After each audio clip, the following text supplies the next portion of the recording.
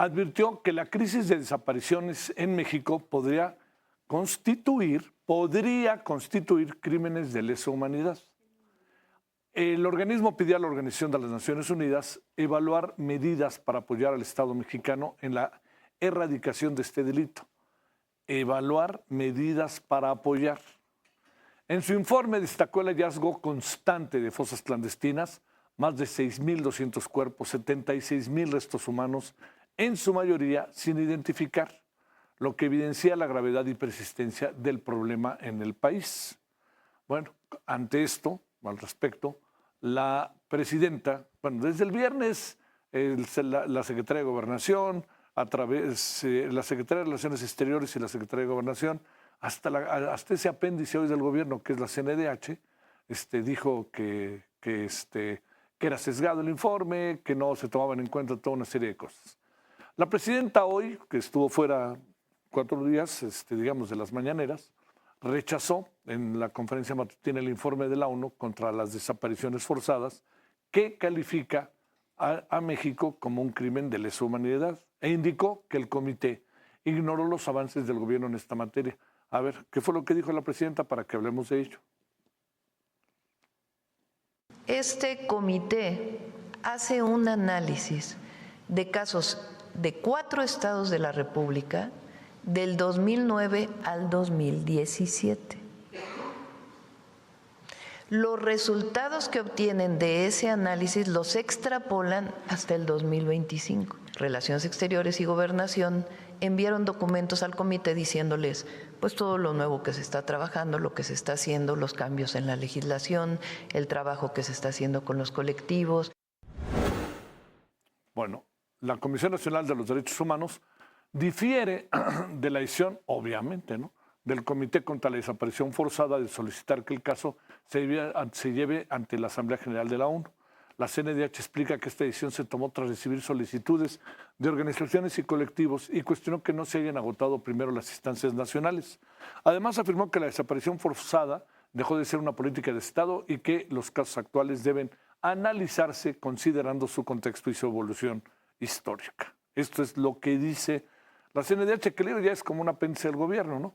Bueno, hablemos sobre el tema, el informe de la ONU, la reacción del gobierno, lo que hay de fondo, qué tanto la ONU sí no hizo lo que dice la presidenta y lo que dice Gobernación y lo que dice Relaciones Exteriores, qué tanto, luego hasta dijeron que no era de la ONU. Entonces, hablemos del tema. Jorge Israel Hernández, maestro en Derechos Humanos. Licenciado, qué gusto saludarle. ¿Cómo estás? ¿Cómo te va? Solórzano, buenas noches, ¿cómo le va? Gracias por tu participación. ¿Cómo te ha ido? Muy bien, señor Solórzano, aunque estos temas nos remiten a una realidad cruda y dolorosa y los venimos platicando hace tiempo, que también es importante agradecerte que continúes con la agenda. Oye, lo que dice la presidenta es cierto en términos de la interpretación que se hace del informe de la ONU, lo que dice la CNDH, ¿es cierto? A ver, ¿qué ves de todo eso? Mira, me parece que hay una serie de imprecisiones que de entrada no permiten dimensionar la gravedad del asunto. Imprecisiones que el comité o los señalamientos no corresponden a Naciones Unidas. Habría que precisar aquí que este comité de expertos, de personas expertas, son el órgano que permite dar seguimiento al cumplimiento de la Convención Internacional para la Protección de todas las Personas contra la Desaparición Forzada, convención ratificada por el Estado mexicano, en pleno uso de su soberanía, porque no tardarán en salir voces que inviten a pensar que la intromisión de este comité o de Naciones Unidas violenta la soberanía del Estado mexicano, y no hay nada más falso que eso. El Estado mexicano, en pleno uso de su soberanía, decidió ratificar esta convención ya hace más de 20 años. Ahora, segunda imprecisión, que este comité no pertenece al sistema de Naciones Unidas, pertenece plenamente y tiene el mandato de dar seguimiento y hacer observaciones y recomendaciones a los estados que forman parte de la convención de la cual ya conversábamos. Y ya lo precisabas en la introducción, hay un interés legítimo del Comité de Expertos, órgano de control de la convención, para que todo el sistema de Naciones Unidas acompañe al Estado mexicano para corregir, para solventar las carencias en términos de desaparición de personas. No es un juicio sumario, no es una condena que vaya a afectar directamente de manera negativa al Estado y a las víctimas, sino todo lo contrario. Se buscaría, de acuerdo al reporte que ha entregado el comité de expertos, que el sistema de Naciones Unidas acompañe al Estado mexicano para esto. Pero de entrada, pues habría que reconocer el problema que existe. Y es algo que de lo cual venimos conversando hace muchos años, tú y yo, en donde ninguna administración, no importa del partido que sea, no ha atendido las recomendaciones y por lo tanto la situación se ha agravado a niveles en el que ya llegamos a hablar desde hace tiempo de miles de personas desaparecidas, decenas de miles de personas desaparecidas para las cuales no hay un proceso de justicia. Podríamos hablar que en los últimos 20 años hay poco menos de 40 sentencias en relación a desaparición forzada. Y esto evidentemente no es suficiente. Hay más de 70,000 cuerpos sin identificar. Hay más de 5,000 fosas clandestinas, en su gran mayoría localizadas por madres y familiares buscadoras de personas desaparecidas. Lo que queda en evidencia es que el esfuerzo más grande lo han dado las propias víctimas. Ya hablabas del rol de la CNDH en los últimos años, la propia sociedad civil que ha trabajado en el tema ha sido estigmatizada por las administraciones recientes y quiero insistir en esto, lo que presenta el comité para que sea revisado en la Asamblea General no son señalamientos contra una administración en particular o contra un partido político en particular, sino sobre una situación sistemática y generalizada en las décadas recientes en México. A ver, la presidenta hace referencia a lo de la ONU, queda claro que sí pertenece a la ONU y que México está integrado y que si no querían firmarlo, pues el gobierno pasado y pudieron haber dicho nos retiramos, ¿no? Es un asunto de primer orden, hasta donde entiendo. Pero lo otro es esto, dice que hay una extrapolarización y que no tomaron en cuenta los últimos avances. Me parece que también hay un intento por hacerse un lado de que en el pasado sexenio y en no ha pasado nada, las cosas son diferentes, pero los números son personas, ¿no? Pero los números son muy rudos, Jorge Israel, muy rudos. Y esa numeralia, Javier, que como dices, son personas, son historias de vida, y no únicamente estamos hablando de 130,000 personas, estamos hablando de 130,000 entornos, 130,000 familias, 130,000 o más hijos e hijas, hermanos, madres, padres. La afectación no se limita o no se reduce al número exacto de personas en situación de desaparición forzada, sino que se potencializa y se amplía a todos sus entornos familiares y sociales. La situación de valorar o no las acciones recientes o de las últimas administraciones, podríamos entrar en ese debate, sin duda, de evaluar las políticas públicas o las decisiones puntuales. Lo que está claro es que han sido insuficientes. Más allá de que sean buenas, malas, evaluadas o no, o sean reconocidas o no por el comité o en su momento, si la Asamblea General resuelve retomar y analizar el caso, lo cierto es que son insuficientes. Se han acumulado historias lamentables y penosas que nos remiten evidentemente a algo que ya plantea el comité en su informe a la Asamblea General, que pudiera estar sucediendo en México crímenes de lesa humanidad. Y eso representa responsabilidades. ¿Para quién? Aunque las referencias son al Estado mexicano, evidentemente quienes son responsables de ejecutar las políticas públicas y de garantizar derechos humanos son quienes en ese momento son gobierno. Sí.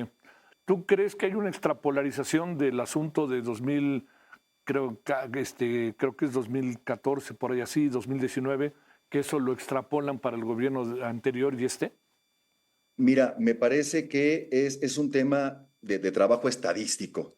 Es imposible, humanamente imposible, para el comité de expertos analizar o revisar los 130 y tantos mil expedientes. Lo cierto es que no hay sentencias. Lo cierto es que son muy pocos los presuntos responsables en proceso judicial. Lo cierto es que son muy pocos los responsables sentenciados. Lo cierto es que sigue sucediendo. Si pudiéramos estar en un escenario hipotético, pero deseable, en el que en los últimos 5, 6, 8, 10 años se inhibió la práctica o las consecuencias de prácticas delincuenciales o de actividades de agentes estatales que provocaran desaparición forzada y estuviéramos diciendo, bueno, son situaciones que ocurrían hace 10 años y dejaron de ocurrir, bueno, sería otra la canción que estaríamos cantando, un poco lo que pasó después de la Guerra Sucia en la década finales de los 80, durante los 90, la situación de desaparición forzada no desapareció, pero disminuyó sustantivamente. Fue hasta el 2005 en donde empezó a escalar nuevamente la situación y llegamos a puntos críticos en los últimos 8 años, en donde hay un promedio de 40 personas desaparecidas por día. Otro de los señalamientos, y esto lo hizo la CNDH, en donde se hablaba de que no es el Estado el que ordena la desaparición forzada o desaparecer a personas. Eso sería cuestionable también, pero más allá de quién sea, sí hay pruebas sustantivas, tanto por investigaciones periodísticas como por decisiones en procesos judiciales, como por datos del propio gobierno, que nos indican que sí hay colusión de actores estatales con la delincuencia organizada que participan en la desaparición forzada. Para caso muy concreto, el referente obligado que es Ayotzinapa, en donde está claramente documentado que hay participación de policías municipales coludidos con células del crimen organizado para la desaparición de los estudiantes. Entonces, no hay un señalamiento de que sea el Estado mexicano quien actúa de manera directa y única en la desaparición forzada, pero sí de su participación, no únicamente omisión, de la participación de agentes estatales en desaparición forzada, coludidos con la delincuencia. Ahora, suponiendo en un escenario hipotético, no hay participación del Estado o de agentes estatales, también hay responsabilidad por omisión. Estaríamos hablando de más de 130,000 personas desaparecidas en esta hipótesis que plantea tanto la CNDH como los distintos actores del gobierno federal, en donde adjudican todas las acciones de desaparición forzada a la delincuencia organizada, pero tampoco estamos viendo resultados por parte de acciones concretas y de políticas públicas efectivas. Oye, a ver, ¿qué piensas del informe que presentó el gobierno la semana pasada? Mira, me parece que el informe que presenta el Comité de Expertos y Expertas es muy robusto y hay que entender también que es un trabajo de seguimiento que se viene haciendo desde hace al menos 2 décadas. No es un trabajo que se esté haciendo recientemente, insisto, no es un trabajo de seguimiento que se haga a partir de que el partido político A o B administre el país. Es un trabajo que viene haciendo este comité, insisto, desde las administraciones de principio del siglo encabezadas por el Partido Acción Nacional, posteriormente el Partido Revolucionario Institucional y hoy la coalición o el partido encabezado por el partido político Morena. Entonces, me parece que hay un seguimiento muy puntual. Ha habido la oportunidad para que el Estado mexicano responda. Ha habido oportunidad para que víctimas y organizaciones de la sociedad civil también entreguen información e incluso visitas al país por parte de los expertos. Habría que poner mucha atención, Javier, también en cómo empieza a tomar fuerza en el debate público, cosa que es muy importante. Venimos hablando de este tema desde hace varios años y me parece que es un momento muy importante para que el debate se abra, para que todas las personas en el entorno social dimensionemos lo que esté pasando con las personas desaparecidas, no únicamente en el ámbito académico o especializado o de sociedad civil, sino que todas las personas en nuestra sociedad dimensionemos qué significa la práctica sistemática de que haya personas que desaparecen. Ojo, a diferencia de las desapariciones forzadas en la década de los 70, no pareciera haber un fondo ideológico. En la década de los 70 hubo desapariciones forzadas que estaban muy vinculadas a grupos contrarios ideológicamente a las administraciones priistas de esa década. En esta nueva ola de desapariciones que ha sido brutal en los últimos 20 años, no hay un fondo ideológico que motive o sustente, perdón por utilizar la palabra, no hay un sustento para esto, pero por lo menos que respalde las acciones vinculadas a la desaparición. Es indiscriminado. A cualquier persona, en cualquier momento, en cualquier lugar del país, puede padecer de estas dinámicas. Sí. Oye, a ver, para cerrar, Jorge Israel, a ver, es como muy, lo tomó como una afrenta el gobierno mexicano, ¿no? La reacción ha sido muy brusca, pienso yo, como si no hubiera pasado, como si no estuviera pasando nada, ¿no? De repente también en el pasado sexenio y en ¿no? Incluso en el pasado la política misma, la forma en que López Obrador se refirió a los colectivos, etcétera, pues llegó a ser hasta grosera. Acuérdate López-Gatell diciendo aquello de los padres y madres de los niños con cáncer. Y digo, en este sexenio sí han cambiado algunas cosas, pero la tasa sigue siendo alta, ¿no? Me parece que se está perdiendo una gran oportunidad, Javier. Lo que nos está diciendo la comunidad internacional que participa del sistema de Naciones Unidas, en términos más coloquiales, es: detectamos que algo está pasando, detectamos que no hay la posibilidad de frenarlo con todas las medidas que se están tomando. ¿Cómo les ayudamos?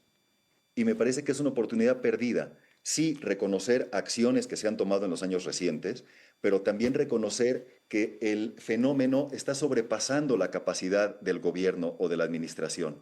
Y sin duda habría acciones muy concretas que se pueden implementar desde la comunidad internacional para acompañar los esfuerzos del gobierno actual. Y me parece que esa sería una aproximación mucho más constructiva. Las agencias de Naciones Unidas o el sistema en general de Naciones Unidas, la participación que tiene es de acompañamiento a las políticas públicas del Estado, no es de confrontación. Tenemos en México una gran presencia de agencias de Naciones Unidas que atienden distintas agendas y temáticas, y su trabajo es acompañar al Estado, colaborar con los funcionarios, apostar por una mejora de las condiciones, no por señalar indiscriminadamente acciones para que pasen desapercibidas posteriormente. Bueno, a ver, cerremos lo que cada vez está siendo más cuestionable es el papel de la CNDH, me da la impresión, ¿no? Lo de la CNDH es vergonzante, Javier. Me parece que es una ausencia absoluta darle la espalda a las víctimas, y no se trata tampoco, insisto, de confrontar al Estado, pero sí de ser un contrapeso, sí de legitimar un discurso que a todas luces está legitimado por la realidad, por las fosas, por los cuerpos, por las desapariciones, por las ausencias, por la actividad de funcionarios y de delincuentes. Y me parece que la CNDH debería jugar un rol mucho más potente en este sentido. A estas alturas, después de los últimos años o de la administración actual de la CNDH, me parece que ya es medio utópico solicitar eso y tendría que haber un cambio sustantivo. Esperemos que en el próximo relevo suceda. Aún reconociendo que hay gente dentro de la CNDH en el andamiaje operativo de la comisión que tiene pleno compromiso, Sí. conocimiento y convicciones claras, pero la cabeza está fallando. Ahora, retomo un poquito antes de que terminemos, Javier, el tema de la importancia de socializar lo que está pasando. Y la experiencia histórica regional nos dice que el Mundial de Fútbol puede ser una gran oportunidad. Ya vimos lo que sucedió en días pasados con la reinauguración del Estadio Azteca, ahora con un nombre de banco, pero recordemos lo que pasó, por ejemplo, en el Mundial del 78 en Argentina. En plena dictadura fue el Mundial una oportunidad para que medios internacionales pudieran tener acceso a víctimas, a los familiares de las víctimas de desaparición, y el tema creció sustantivamente.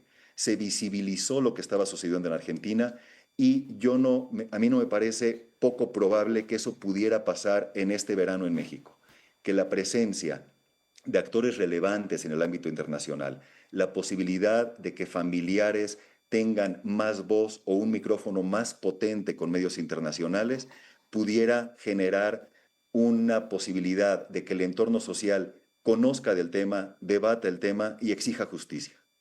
Te mando un gran saludo. Licenciado, te mando un gran saludo. Señor Solórzano, un abrazo muy cariñoso. Para ti, muchas gracias, Jorge Israel. Gracias. Gracias.